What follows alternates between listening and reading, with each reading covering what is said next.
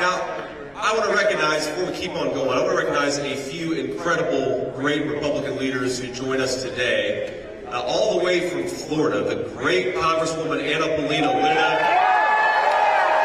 a great public servant, love to have her here. We've got Nevada GOP Chairman Michael McDonald. Where are you, Michael? Thank you, Michael. We're going to Reno after this. I think Michael's going to come on the plane with us, right? Yes. We've got RNC National Committee woman, Sigal Chadha.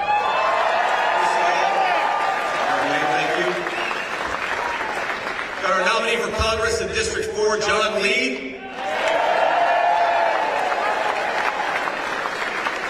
And we've got a lot of great members of the State Senate and Assembly.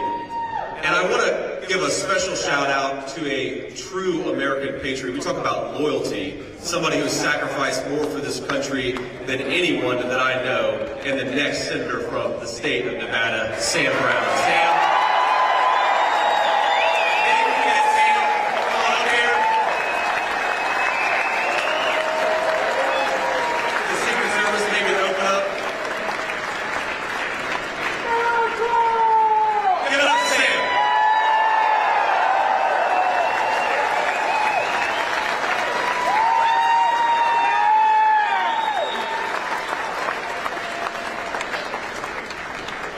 We're fired up for JD Vance, President Trump.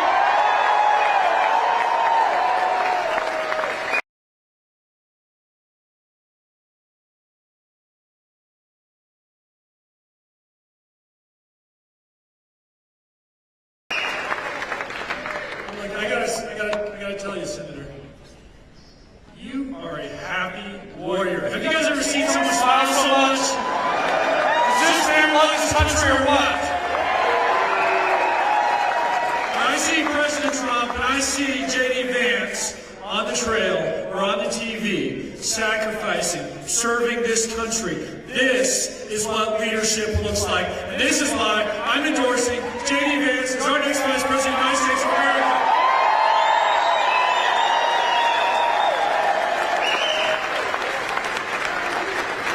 You've heard me say this before. The words that took me from that place of having lost all hope on the battlefield as I was engulfed in flames were quite simple, but so powerful. It was, "Sir, I've got you." Now, trying to live with that in mind is my message to you. And I can tell you, as I look at President Trump, and as I look at JD Vance, and what they're going to do for this country, their message is so similar and resonates in our hearts, as they tell us, they've got us. They've got us, Nevada.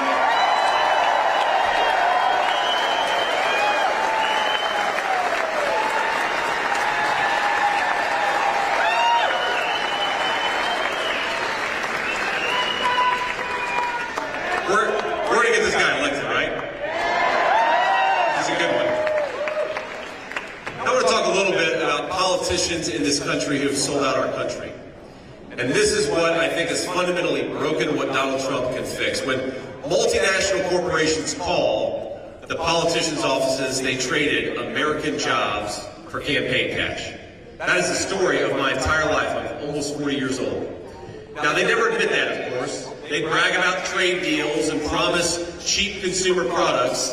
They called it globalization, and that's what it was. American jobs went to some other part of the globe. And if it's up to Kamala Harris, it's going to keep happening. She voted, even after it was obvious it was a mistake, she voted to preserve NAFTA, the very trade deal that sent American jobs to Mexico and turned American dreams into nightmares. And now she wants a promotion. I say we ought to fire Kamala Harris and replace her with Donald Trump.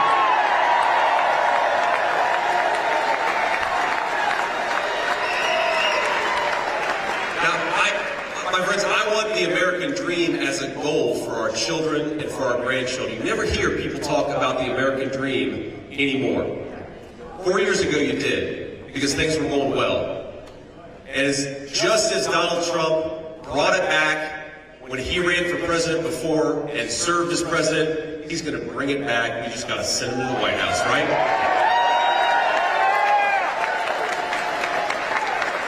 So let's talk a little bit about what we believe in the Republican Party. We believe that a million cheap knockoff toasters aren't worth the price of a single American manufacturing job.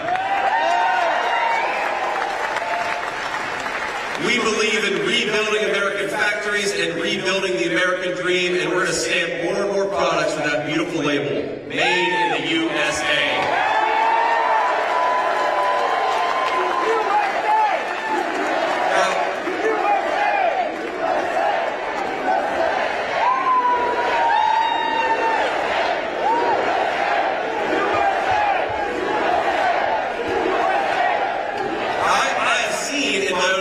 Consequences of electing failed politicians like Kamala Harris.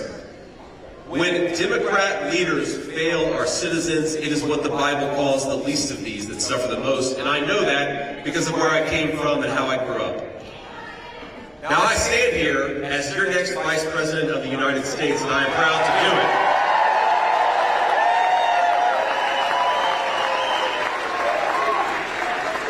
But it wasn't supposed to work out like that. I grew up in a family that struggled with addiction. That's why my grandmother raised me. I grew up in a family that sometimes struggled to put food on the table. I grew up in a family where things were often tight and tough. But I made it because, first of all, this is a great country that provides opportunities to its citizens, and we are grateful for it. Now, I also made it, of course, because I was raised by a tough old bird I called Mamaw. And I've heard so many stories about Mamaw from people all over my old hometown. And I've remembered things about Mamaw that maybe, after 20 years you forget. But one of my favorite Mamaw stories is when I enlisted in the United States Marine Corps. She was very proud of me. Remember, this is 2003, a time of war, and she was a little scared for me. And so she was pissed off at the Marine Corps recruiter. And I'll never forget when he came over to talk to her about what boot camp would mean for the family, she stood on the porch, and he started to walk up, and she said, "If you put one foot on my porch, I'm going to blow it off." And that was the woman who gave me all the opportunities that I've had, and I'm so grateful for all the strong women out there, especially the strong grandmas and the strong moms.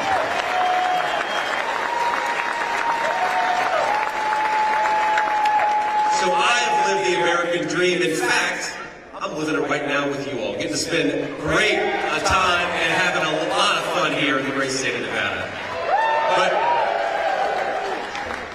But friends, the dreams that we have for our country and our families, you better believe it, they are on the ballot in November.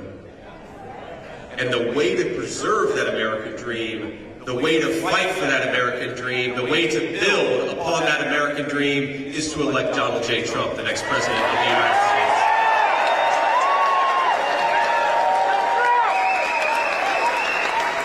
Now, let's talk about the contrast between Kamala Harris and Donald Trump. Kamala Harris's vision is for open borders and closed factories.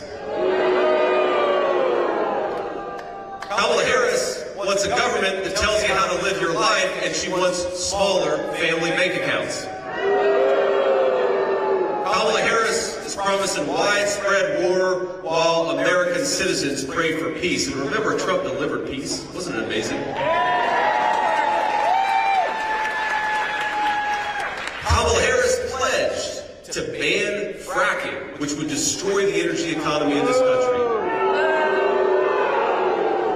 She vowed to end offshore drilling. She co-sponsored the Green New Scam. And when you fill up your car at the gas pump, maybe we should all just send Kamala Harris the bill. Is that? I don't think she'd pay it, but we gotta try. That's right. Make no mistake. The terrible affordability crisis, higher groceries, higher energy prices, higher housing prices, it is destroying the American dream, and it is Kamala Harris's fault.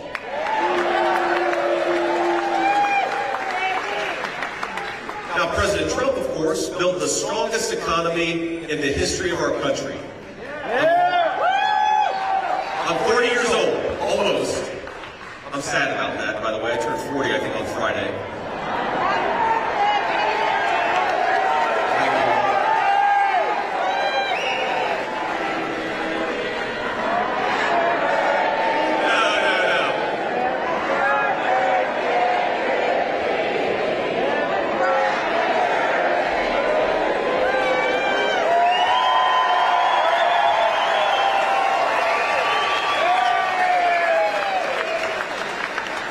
Beautiful singing voices, great energy. You've got everything here in Las Vegas.